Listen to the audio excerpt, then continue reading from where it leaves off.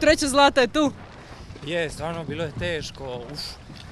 Prvu regatu kad smo se probali bilo je bolje desno i odlučio sam tako vozi regatu na kraju.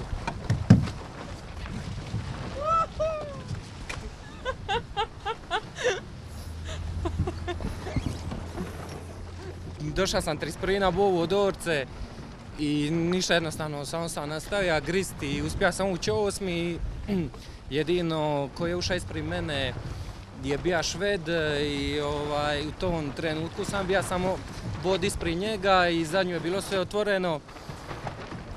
Na pola regate je bila priča završena, bio sam odmah iza Nizozemca, međutim niz vitar sam stvarno loše jedrija, nisam imao vitra i dosta sam izgubio 5-6 mjesta, ali eto, malo po malo uspio sam se nekako vratiti i ući u prvih 6, što je bilo dovoljno.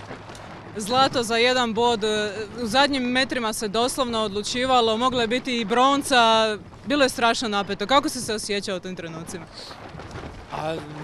Nisam uopće razmišljao puno, nego samo sam visija i kad sam vidio da Brazilac je napravio malu grešku, pustio me desno, odmah sam znao da ga stižem i eto, uspio sam ući ispred njega i tako da sam prvi.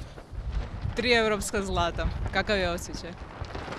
Strašno, eto, zadnja 3 evropska što sam jedrija, 3 zlata, ludilo.